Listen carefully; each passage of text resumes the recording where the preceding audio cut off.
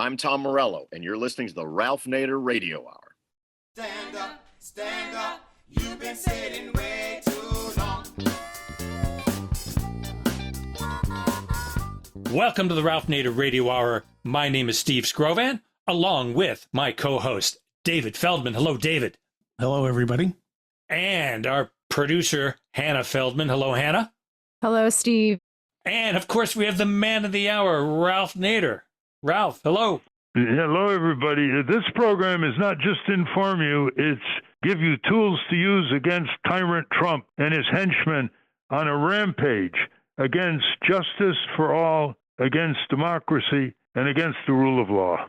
Yes, Ralph. First up, we're going to take on Donald Trump and his co-president, Elon Musk, and their catalog of illegal actions as they come in fast and furious to disable the United States Constitution. We welcome back our resident constitutional scholar, Bruce Fein, who will lay out the indictment and discuss with Ralph the possible checks on their bald-faced power grab. Now, all of these outrages are happening right now because of the overwhelming failure of the Democratic Party. Is the Democratic Party capable or even interested in defeating this quasi-fascist takeover of our country? To help us answer that question, we welcome back Norman Solomon, co-founder of RootsAction.org. The Democratic National Committee has elected a new chairman. His name is Ken Martin, and he won the position despite the opposition of the party establishment. Will that free him up to offer a more progressive populist agenda in the Democratic Party that will oppose the reactionary populist agenda of the Republican Party? Norman Solomon will give us his analysis of what this change in leadership could mean for the future of the Democratic Party. As always, somewhere in the middle, we'll check in with our relentless corporate crime reporter, Russell Mokhiber. But first, can Donald Trump and Elon Musk be stopped? David. Bruce Fein is a constitutional scholar and an expert on international law. Mr. Fein was Associate Deputy Attorney General under Ronald Reagan, and he is the author of Constitutional Peril, The Life and Death Struggle for Our Constitution and Democracy, and American Empire Before the Fall. Welcome back to the Ralph Nader Radio Hour, Bruce Fein. Thank you. Welcome back. Listeners, this is an exceptionally important program because of what's going on under tyrant Trump. So let's start with Musk doing the dirty work to enact Trump agenda. He has not been appointed to any position. He hasn't been authorized to do what he's doing. So tell us, what's his status? Well, he's a special designated employee supposed to, he's subject to the criminal and civil prohibitions of conflicts of interest. But he has no independent authority other than what President Trump could direct him to do.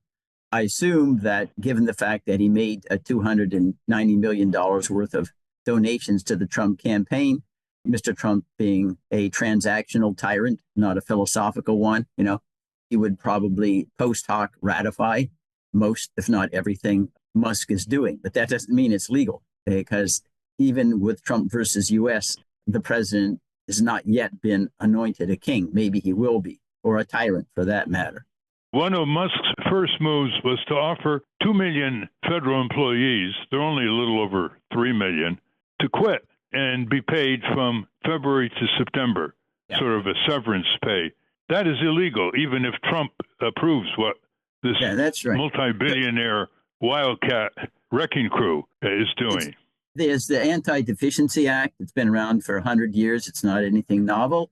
And it prohibits even contracting for obligations, making promises, or to spend money that's not been appropriated by Congress for that purpose. Now, there's no money to spend right now after March. And they're making these promises as of February 6th. And there's both a civil and criminal prohibitions in the Anti-Deficiency Act. So this is a flagrant violation of billions of dollars worth of promised money, depending upon how many take the buyout. As well as the Constitution, we'll get to later.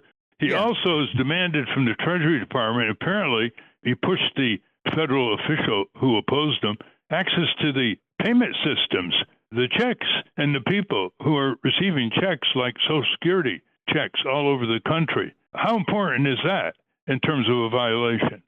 Well, there are two, at least immediately two. I say there's so many violations, I never want to forget. I may be undercounting, but first of all, there's a prohibition under the Privacy Act of sharing this private information about, here would be Social Security recipients with the person who's not authorized to receive it. And this clearly could be utilized by Mr. Musk in his private enterprises. He goes, without that money, he's virtually a one-man conglomerate. Secondly, he's still subject to the conflict of interest issues here. And here, he could be using this private data to promote his own private ventures, which they're in AI. They're not only is a solar and a Tesla and a SpaceX, but AI could use, and AI wants and thrives off of this kind of private information. He's interested in government efficiency. Has he disclosed his huge contracts under SpaceX and his other operations? No, especially designated employee. I think he has 30 days, depending on how long he's going to serve. But he doesn't have a fixed time there. But he will ultimately be forced, or he could just flout the law and not disclose it. And here, Ralph, the question comes down to a very, very pointed issue. The fact is that we know Trump will never enforce the law against any of his friends. We already know that because what we've seen with regard to the pardons on January 6th, he shut down prosecutions that had not even moved forward against his friends in federal district court in Florida. So we have a situation where you can flout the law criminally and know that your friend's never going to prosecute you. And probably before you leave office, he'll pardon you. So the succeeding administration isn't going to enforce the law against you either. So we basically have personnel knowing that they can be lawless and are going to face no sanctions.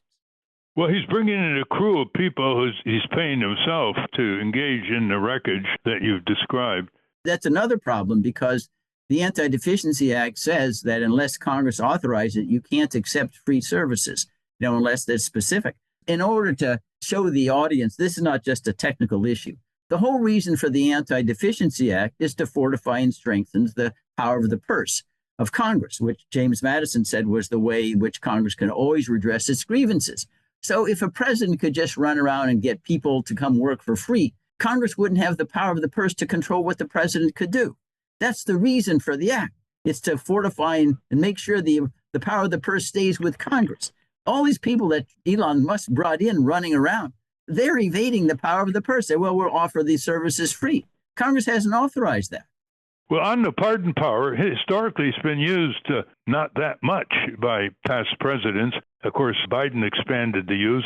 And now Trump is using it basically to subordinate the whole judicial branch of government. He is now signaling to all his acolytes and henchmen that they can do whatever they want. The way he said in July 2019 with Article 2, I can do whatever I want as president, knowing that Trump will pardon them. So he is like the Supreme Court Chief Justice above the Supreme Court. No matter what the courts say, he can pardon. Another gross abuse of power that is clearly an impeachable offense. Let's go to Trump Prep's order to dismantle the education department. Well, Has he got authority to do that? Well, it's a wonderful example. I mean, the answer in some way, in probably technically yes, not in spirit, no. I mean, this is what he's thinking of doing, again, because Congress has funded the education department. It's established because of a congressional statute. But what he's planning on, apparently, is just render it dormant by saying, okay, I still spend the money, but you don't do any work. They already dropped all the outstanding Office of Civil Rights activity. And so it just becomes dormant, but people get free pay because he probably can't get right now Congress to repeal the creation of the Department of Education. So it's another example. If you're willing to not faithfully execute the laws and just tell your personnel, just sit and do nothing, it's an evasion of the law. And the framers thought that the proper remedy here, you can't go to court for the executive branch not doing something because it's very hard to supervise. A judge can't tell these people, well, you're supposed to do X at 10 o'clock in the morning or whatever. And so the impeachment power was thought to be the remedy for this kind of flagrant violation. We can't trust you with the honest stewardship of the laws that we enact.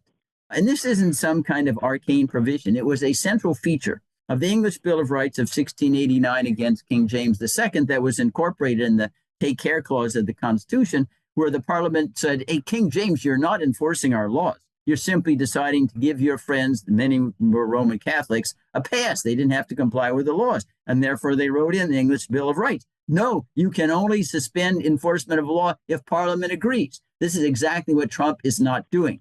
And what I think shows the clear, what I would call malignant intent, is even though he has Republican majorities in the House and the Senate, he's never contemplated going back to Congress and saying, hey, I want you to do X. I want you to do Y. We need to do this in the proper way. I want to compare this with Franklin Roosevelt. He came in his first 100 days, he had 77 statutes, not executive orders, statutes. I didn't necessarily agree with all of them, but he stayed within constitutional norms. We haven't seen Congress do anything here other than rubber stamp his incompetent nominees. But otherwise than passing what I believe is an unconstitutional law saying, even if you're not convicted of a crime, if you're arrested and an alien, you can be deported before you ever had any due process, even if the arrest was illegal. But other than that statute, Congress has slumbered since Trump has been inaugurated. Well, Trump now is firing federal officials who are responsible for enforcing laws against corporate crime and enforcing laws against the January 6th violations. It's driven by vengeance and the patrons, the billionaire patrons of Donald Trump. So he's firing FBI officials, other Justice Department officials. He's firing people in the Treasury. He's firing people in one agency after another. Now, firing the federal cops on the corporate crime beat has serious harm to regular people all over the country. They will be ripped off more. Their savings will be stolen more in terms of consumer fraud. They'll have more pollution. He's going after the Environmental Protection Agency people to get them out. Children will be less protected in terms of toxics, and also all the social safety net that he wants to get rid of with Musk that a federal judge is enjoined temporarily. Stop. So that's halted, but he has not backed down on that. And this involves tens of millions of Americans and millions of families and children, regardless of their political labels. Now, he has halted work at the Consumer Financial Protection Bureau, headed by Rohit Chopra, a terrific public interest lawyer enforcer. He's going after a lot of Wall Street financial crimes, credit card crimes, all kinds of abuses against lower income people, for example. He's gotten a lot of money back for these people. And he ran a sterling agency, and 2 weeks into Trump's term, he was fired. So tell us about the legality of halting all enforcement orders at the Consumer Financial Protection Bureau.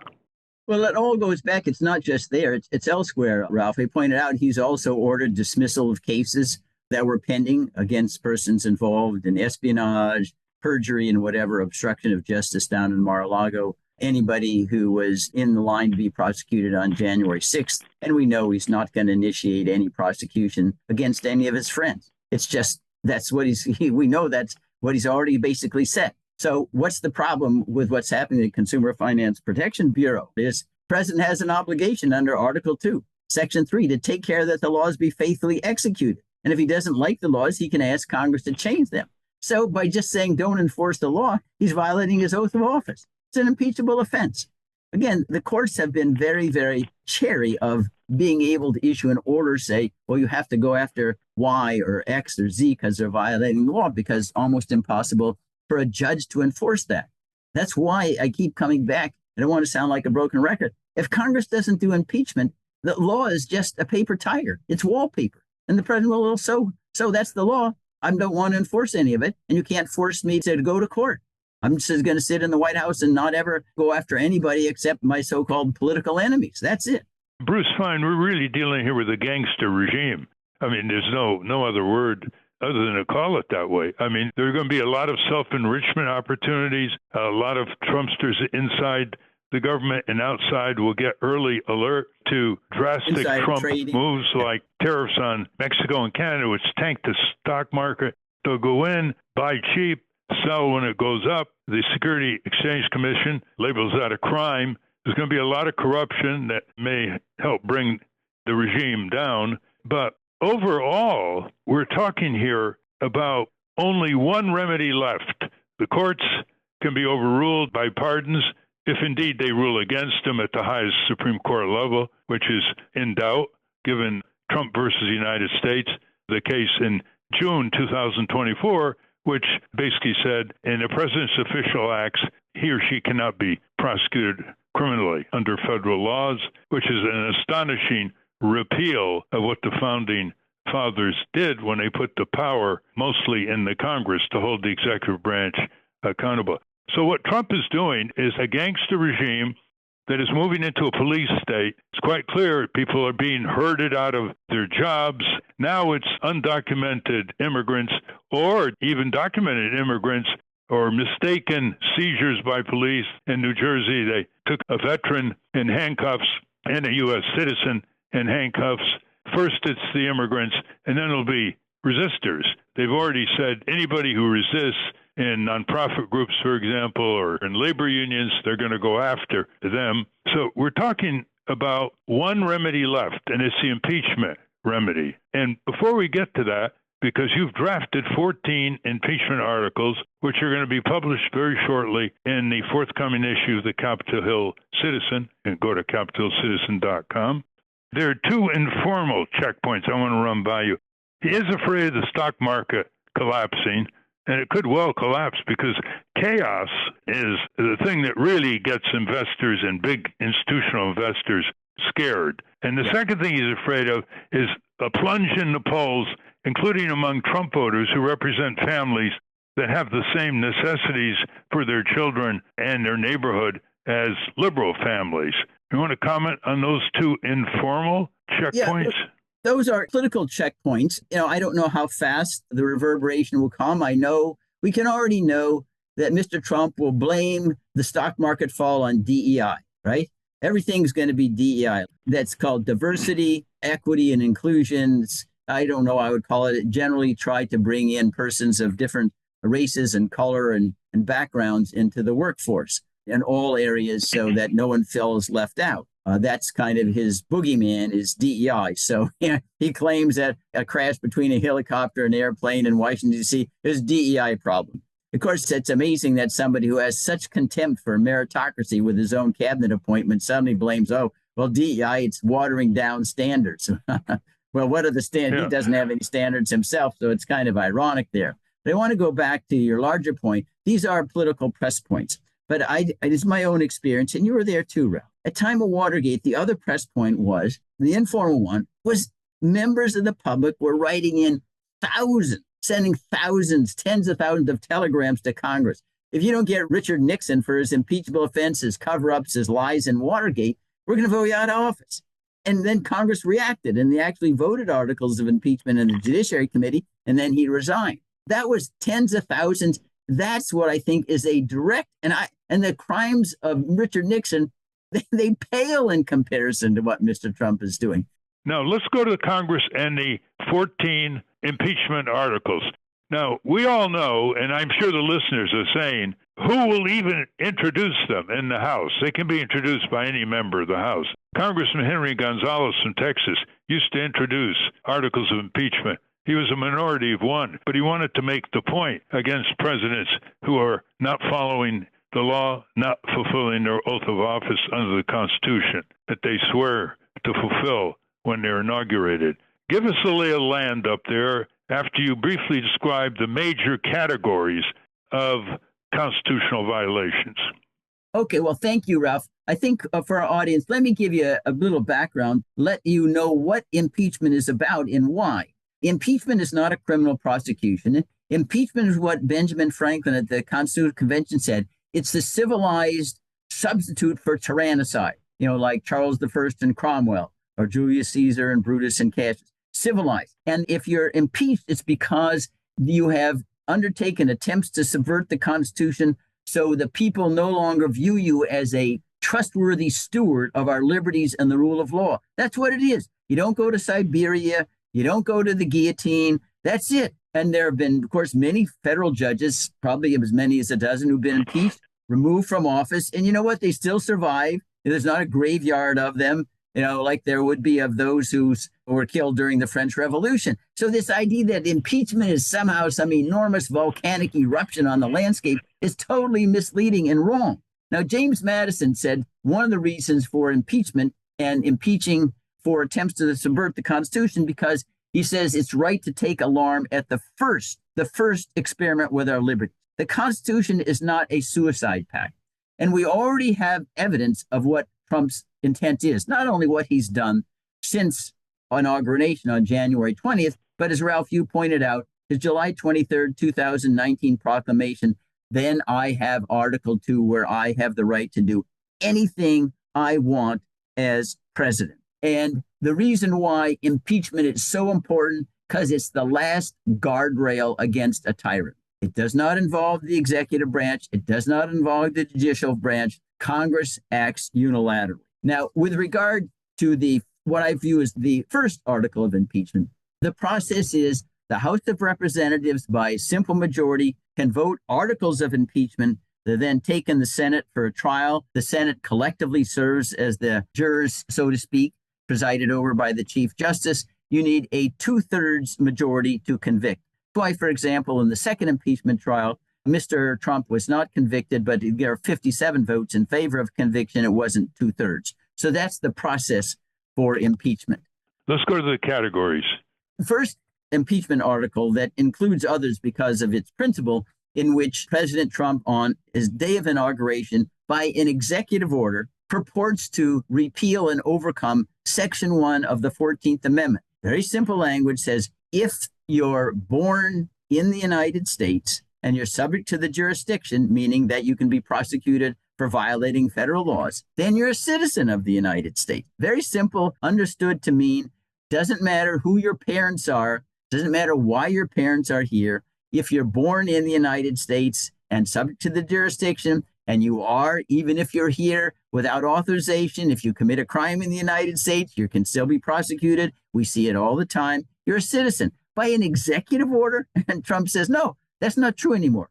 I'm going to decree that if you're born in the United States to persons who aren't already citizens or permanent residents, I'm going to declare that you're not subject to the jurisdiction of the United States.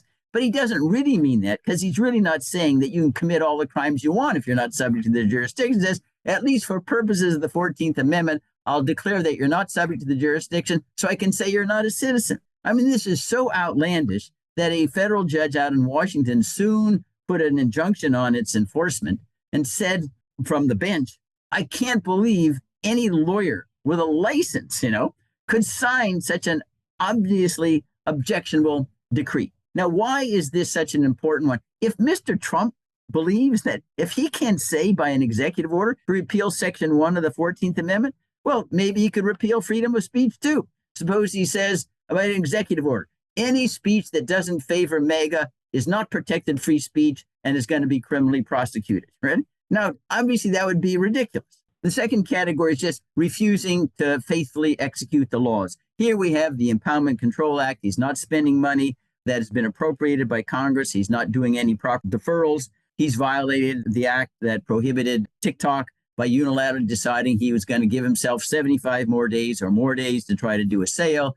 He's violated the Inspectors General's Act, where he's fired without notice to Congress or giving reasons why, up to 17 inspectors general. He's violated the Anti-Deficiency Act by promising to millions of federal employees and getting paid without any appropriated funds. So that's kind of a second category. He fails to faithfully execute the laws.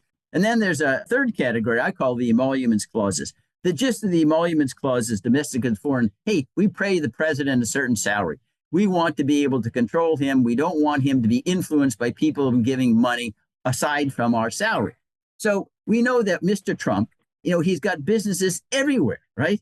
So directly or indirectly, because he's a transactional president, every foreigner, everybody in the United States knows, hey, you go and patronize his business. Hey, he gets profit. You maybe pay him extra. You'd be subject to a surcharge. It's what we saw with the Trump Hotel in the first administration of Mr. Trump, where people would come in and spend $2,000 a night, and the money goes to Mr. Trump. It's direct or indirect, but still a violation of the emoluments clause. He's already creating candidates to compete with Bitcoin, the merchandise, all that. Everybody knows, hey, if you go ahead and solicit and patronize what he's selling, he'll do a favor for you because he's transactional. And then there's a fourth category they call it free speech. If you outside the very, very, very top policy-making people, I would say cabinet, sub-cabinet people, The Supreme Court's made it quite clear that the government can't punish you, even if you're a government employee, because of your speech or political affiliation. You have a right to your job, unless of what you're doing is compromise your ability to discharge your duty. So he's basically now trying to purge federal government, FBI, CIA, all the Justice Department officials. Hey, if you did anything that would indicate you believed that my prosecution for January 6th was good, you're going to get axed. It's clearly an effort to terrorize federal employees to make sure that they don't exercise their free speech and political association rights consistent with their duties. So those are the major ones that we could go into further detail, Ralph, but those are the categories. The big one is the overlap with prior presidents, the declare war clause being violated by presidents, but looks like he's going to set a record on that. Yeah, this is a case where the clause has been violated so often with impunity, everybody kind of thinks, it's now part of the Constitution. The declare war clause is entrust to Congress the decision to go on the offense, to not fight in self-defense. And Mr. Trump, but again, I don't want to single him out because presidents have been horrible about this since Harry Truman went to war on his own in Korea in 1950. It's the only reason the others are more egregious in some senses because the benchmark for other presidents wasn't quite so bad. We're on the war power, all presidents previous to Trump, but Trump may be taken to a level equally bad as Trump. I mean, basically, he said already, well, I can go to war and steal Panama Canal back by military force. I can go into Greenland by military force. And he's also said, basically, that he will support war against Iran on his own with Israel to go after their nuclear weapons. I think it's very clear he's saying that he's going to support Taiwan in the event there's a clash with China. He's not really done anything in Ukraine other than say, hey, you know what? I'll go to war with you against Russia, but you got to give me your precious metals, transactional. I mean, it's almost unbelievable, Ralph. Can you imagine World War II? We go to Great Britain and say, yeah, if you give us, your coal or whatever, we'll kind of help you fight the Nazis before December 7th. So we've been reduced to de facto mercenaries on the global scale. And that's horrendous. And of course, it violates the declare war clause because only Congress can authorize us to be mercenaries. And he hasn't done anything on this score for Mr. Trump. Well, thank you very much, Bruce Fein. That was a wonderful tutorial. And we hope people will use it to spread the word to other people who need to hear what you have to say and who need to spread the word themselves. There's nothing faster than word of mouth, listeners. When you consider it, nothing faster. It affects the polls. It'll affect the stock market that he's worried about. It'll affect a lot of things that you never thought were able to be mobilized to overcome people's dejection and discouragement. That has no place in the struggle for justice and humanity in this country and around the world. Thank you very much, Bruce Fein. To be continued. Thank you, Ralph. We've been speaking with Bruce Fein. We will link to his work at ralphnaderradiohour.com. Up next, is the Democratic Party capable of internal reform? But first, let's check in with our corporate crime reporter, Russell Mokhiber. From the National Press Building in Washington, D.C., this is your Corporate Crime Reporter Morning Minute for Friday, February 7, 2025. I'm Russell Mokhiber. The director of the Consumer Financial Protection Bureau, Rohit Chopra, was fired on Saturday, prematurely ending a 5-year term that was scheduled to run through 2026. That's according to a report in the New York Times. With so much power concentrated in the hands of a few, agencies like the CFPB have never been more critical, Chopra wrote in a letter he posted on social media announcing his departure. Trump appointed Treasury Secretary Scott Bessent to replace Chopra. An oligarch hedge fund manager serving only rich clients will bring no reasonable instincts to official management of an agency meant to protect vulnerable Americans from predators, said Bart Naylor, a public citizen. There's every reason to worry he will be little more than a human autopen for the thugs intent on dismantling this agency. For the Corporate Crime Reporter, I'm Russell Mokhiber. Thank you, Russell. Welcome back to the Ralph Nader Radio Hour. I'm Steve Scrovan, along with David Feldman, Hannah, and Ralph. The Democratic National Committee has elected a new chairman who, in theory, isn't beholden to Nancy Pelosi, Chuck Schumer, and other party mandarins. Will he be able to break with their corporate supremacist policies and turn the DNC into a functional political machine? Let's find out. David? Norman Solomon is co-founder of RootsAction.org and executive director of the Institute for Public Accuracy. He's the author of War Made Easy, Made Love, Got War, and his newest book, War Made Invisible: How America Hides the Human Toll of Its Military Machine. Welcome back to the Ralph Nader Radio Hour, Norman Solomon. Thanks a lot.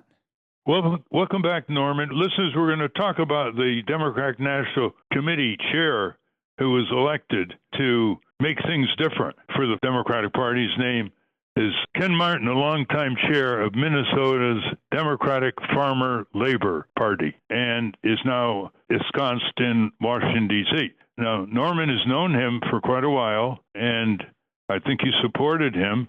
So we want to know, why is this an important post, and what do you think he's going to be able to do, both in Washington to shake up the system and to get the Democrats around the country to get rid of these corporate conflicted media consultants and put forth a real progressive agenda that's winning, that could win elections? Well, especially when there's not a Democrat in the White House, the leader of the Democratic Party de facto is often the chair of the Democratic National Committee. And we now, of course, have the Democrats in minority in the House and the Senate. Biden's out of there in the White House. And so really it falls to the chair of the DNC to ostensibly at least give direction to the Democratic Party. And we've suffered for the last 4 years under Jamie Harrison as chair of the DNC, who basically did whatever Biden told him to do. And Biden told him to just praise President Biden.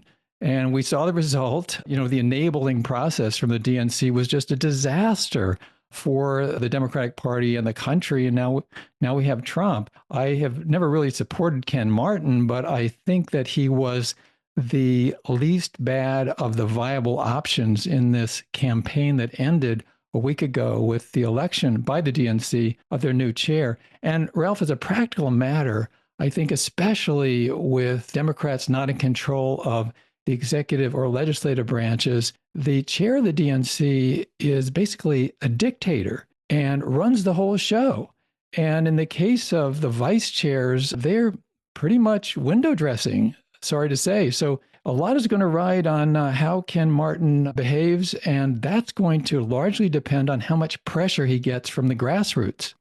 And the other thing people should know is his opponent, Ben Wickler of Wisconsin, who he defeated, was endorsed by Nancy Pelosi, Chuck Schumer, Hakeem Jeffries. So Ken Martin doesn't owe these guys anything. He's free in that sense to really start cleaning house here, getting new energy into the Democratic National Committee, which has, a physical headquarters right near Congress and has a lot of employees. I think one suggestion I want to run by you is one way for him to connect with the grassroots is to open the pathway to the national citizen groups to have members all over the country, like Common Cause, Public Citizen, People For, and many others. And that's going to require him, I think, to have a full-time liaison on the staff. And so that no longer all these groups call, and don't get their answer back, that they can't get through for their input, because these are the groups, as we've shown quite concisely in a 6-hour Zoom conference in July 2022 with 24 progressive civic groups concisely putting forth winning strategies, policies, rebuttals, slogans, and unique ways of getting out the vote in their areas of expertise, like minimum wage and pension reform and cracking down on corporate crime and tax policy and environmental issues. They have a lot to infuse the Democratic Party, which is so decrepit, hapless. Even right now, articles are being written about, the Democrats in Congress, they're in disarray. They don't know how to respond to Trump. Well, as Senator Chris Murphy said, the way you respond to Trump is you slam back on every one of his outrageous actions.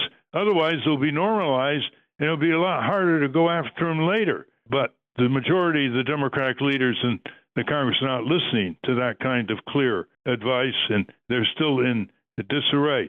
So what do you think of this having a liaison, and are you willing to go to bat for it? Because I think Ken Martin returns your calls.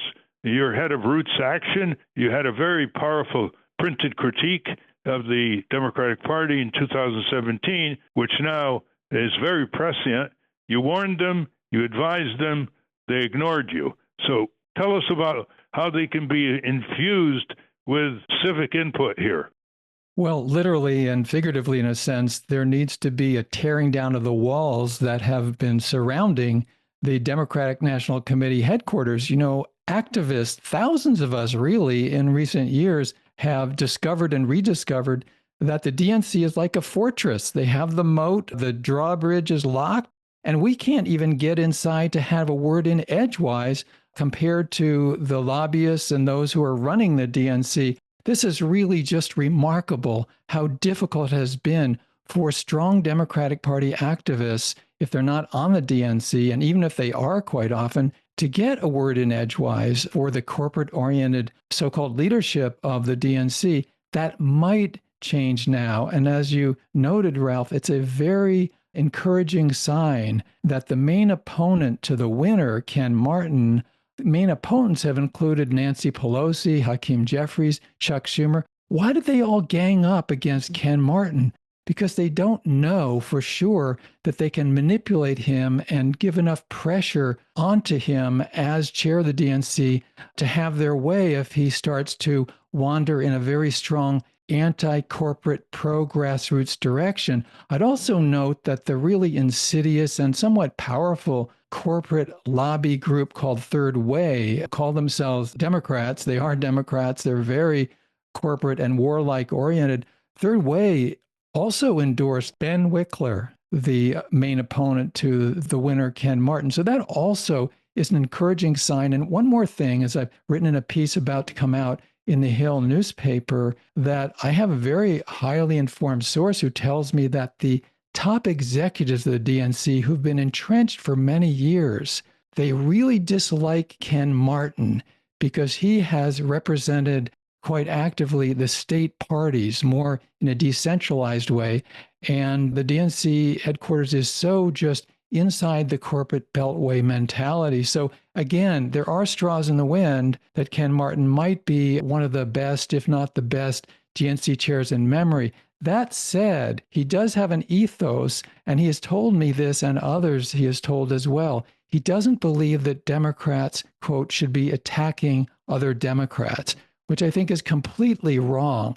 And it's ironic that he says this as the longtime party chair from the state of Minnesota. And I've told him that my first political volunteer job canvassing was as a volunteer for Eugene McCarthy, 1968 senator from his state of Minnesota, challenging a war hawk who was vice president, running then for president in 1968, Hubert Humphrey. If we don't have Democrats willing to, quote unquote, attack other Democrats, we're going to have more and more wars. We're going to have more and more surrender to corporate power. Well, you know, to amplify your point on Senator McCarthy, Ken Martin got his start in politics under Senator Paul Wellstone, right, arguably with Senator James Abrest, the two most progressive senators in the modern era in the Democratic Party, among several others that we could know. So that's auspicious. But if he really tries to make change, the first thing he's got to bring in his own people. He's got to gently ask the entrenched people under the pitiful Jamie Harrison, who spent $120 million running for the Senate against Lindsey Graham in South Carolina and lost handily with a miserable campaign, $120 million. And he was rewarded with the chair of the Democratic National Committee, on which he posed as the leader. And as you say, he was taking orders from Biden. The danger is that they will gang up on him and fire Ken Martin. How can he be fired? Has he got any supermajority rule to protect him?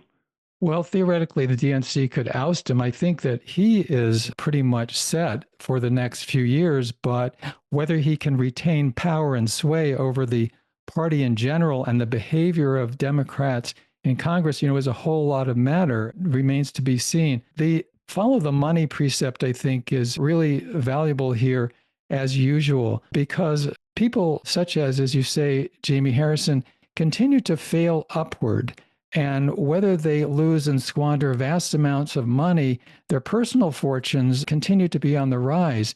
And I think of Jen O'Malley Dillon, who I first encountered when she chaired the so-called Unity Reform Commission of the Democratic Party in 2017, when she represented and wielded the gavel on behalf of the majority of that committee, who were Hillary Clinton acolytes. And then in a minority were at high ebb representatives of the Bernie Sanders campaign that had been so strong in the primaries in 2016. And I remember distinctly being in the room when the very heroic James Zogby on that committee, a very strong progressive for many decades, kept introducing proposals and resolutions for transparency, for rules against conflicts of interest involving the DNC and consultants raking in ultra millions of dollars. And Jen O'Malley Dillon led the way to squash, quash, and defeat all of those integrity resolutions. Well, a few years later, she's a deputy chief of staff in the Biden White House, and then she's in charge of the Biden reelection campaign. And while the evidence was clear that Biden wasn't up to the job of defeating Trump in 2024, she, like the other acolytes inside the White House and in the Congress, who were Democrats with very few exceptions, they kept saying, oh no, Biden is on it. Biden is making this really a great 2024 race. And then when finally, belatedly, Biden was willing to bow out, then Jen O'Malley Dillon moves on to run the Kamala Harris 2024 presidential campaign. And meanwhile, all these consultants, her buddies who she and her colleagues have continued to protect, they're raking in, I mean, they never lose elections. They're raking in all these consultant fees and the percentages off of TV ads. And that's the story. Over $1 billion spent, not from a grassroots campaign orientation, but from let's siphon off as much money as we can so that whether the Democrats win or lose the election, we will lose in our bank account, not at all. Well, right on point. And you raise the issue that the consultants are going to be a formidable antagonist to Ken Martin. People know already from our past programs that the Democratic Party in Washington contracts out, literally, their own campaigns for the Senate and the House, for instance, to these corporate conflicted political and media consultants who have great business with corporations throughout the years. And they basically shut down any kind of progressive agenda. These consultants are going to want to get them out of there. So you have a line into Ken Martin. I urge you to have him connect as soon as possible with some of the more progressive labor unions in Washington, like the Postal Workers Union, the Flight Attendant Union, United Auto Workers. He needs their backing, and also to create a new post. He's going to have to raise a lot of money, and that conflicts with the progressive agenda, as you pointed out. So he needs to establish a new post at the Democratic National Committee whose only purpose is to advance a progressive agenda of peace abroad, and an agenda of justice for all Americans, and not have to worry one day about raising money. That's going to be Ken Martin's unfortunate responsibility. Otherwise, it's like, the regulatory agencies like the FAA was given the authority to promote the airlines and also promote airline safety, and they conflicted. So I hope you would urge him to have somebody at a high post right next to him to deal with advancing the progressive agenda and completely changing the phony messaging of the consultants who run these campaigns and raise the money, and put in place the authenticity that the American people are craving for, with poll-proven positions that can win elections, including a ground game that you pointed out, and not just a television empty message game where they get 15% commission, but an actual ground game, people to people in the neighborhoods and the communities. Yeah, very much goes to your point, Ralph, that the liaison process has to be a horizontal one where the DNC at last has an ongoing working relationship that moves in both ways between their central power and headquarters and grassroots activists all around the country. Right now, that is just unknown out of the DNC, and the potential is there. Ken Martin has a reputation for being pro-labor. Fine, the labor movement should have complete communication process going with the DNC. That goes for the environmental activists, social justice activists of all sorts, peace and disarmament groups. There needs to be an equality of communication that would take place that is virtually unprecedented for many decades at the DNC. The first Democratic National Convention I went to was 1988 in Atlanta. I went there as a journalist, and I remember the line in the speech from Jesse Jackson, "It takes two wings to fly." And the Dukakis for President campaign completely ignored that. Dukakis came out of the convention with a huge polling advantage and then crashed and burned because they didn't believe that it took two wings to fly. They thought it was like a center-right aircraft that they would continue to fly and win with in terms of the presidential race back in '88. And we've seen that replicated again and again when the smartest guys in the room, self-described, keep insisting that progressives are sort of secondary or absolutely bringing up the rear of their money-fueled campaign and their money-fueled parade, which they claim is the only way to go. And I note in this piece I've just written for The Hill that there's a notorious statement from Chuck Schumer in 2016, which has really been replicated in practice by the Kamala Harris campaign last year, which is for every vote we lose among the working class in Philadelphia and other such cities, we'll pick up two so-called moderate Republican voters in the suburbs. And that's been an absolute contempt for the base. And it's been an absolute formula for winning elections for the Republicans. That's why Trump is in the White House right now. I mean, I certainly have no clout or leverage whatsoever with Ken Martin, but I believe that thousands and thousands of progressive grassroots groups around the country can and should and really must create enormous pressure on the DNC and its 400 plus members to turn this around, because unless there's a real fight back attitude and ethic coming out of the Democratic Party, then this fascistic Trump regime will continue to escalate its assaults on democracy. And of course, the same disastrous arrogance and smugness by Hillary the Hawk Clinton in 2016, which led to the Electoral College win for Trump in his first term. We should always hold her responsible.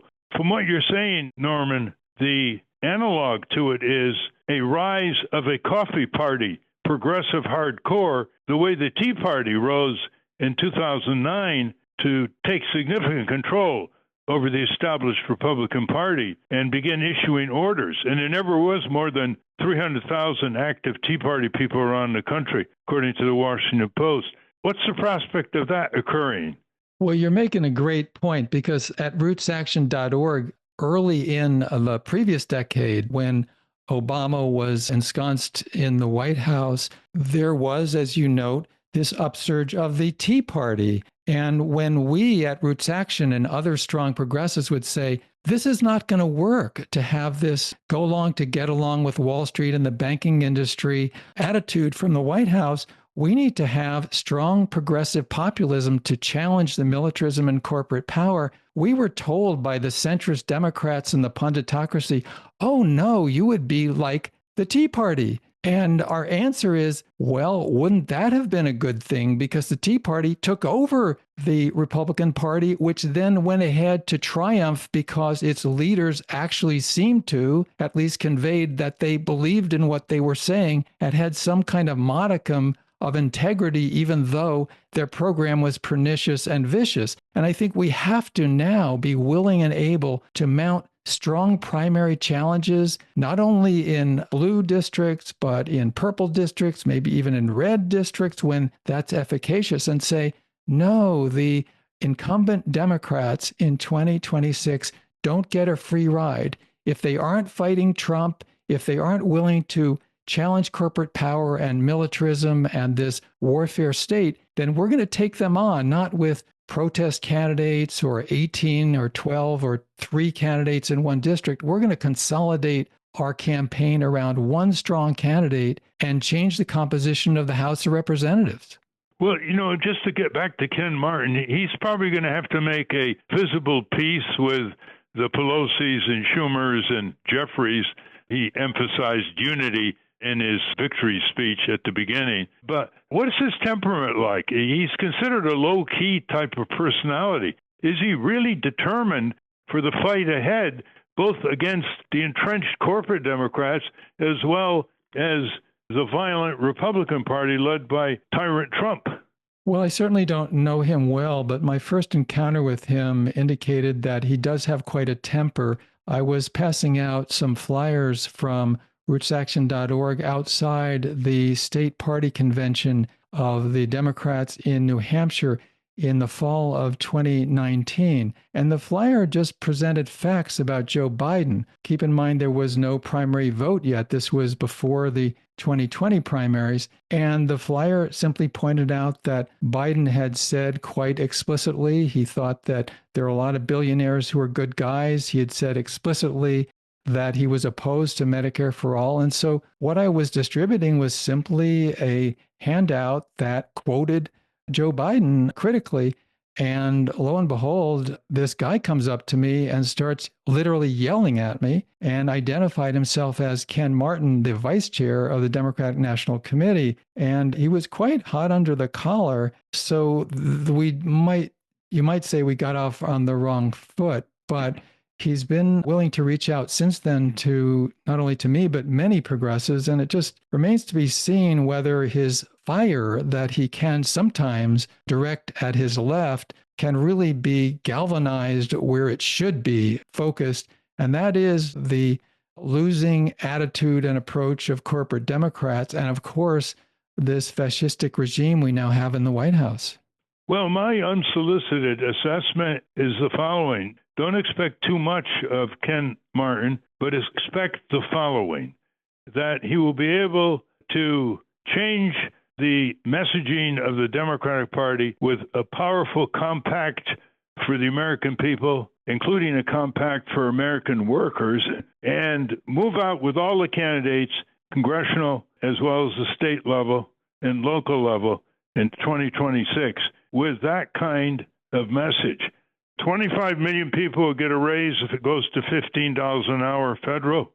61 million elderly people will get more Social Security benefits, which have been frozen for 50 years, and which 200 Democrats led by John Larson have already signed on to make higher income people pay for it. Right now, the limit for a Social Security tax is about $165,000, so all the multimillionaires don't pay above that, as well as cracking down on corporate crooks, as well as putting the money into a ground game, as well as making a big deal out of Labor Day as an extravagant local mobilization of workers, connecting with local citizen groups and the media, and building momentum for the following 8 weeks, and a major voter registration effort. Those are not the types of changes that can be credibly rebutted in public by the Pelosi's, Schumer's, and Jeffries.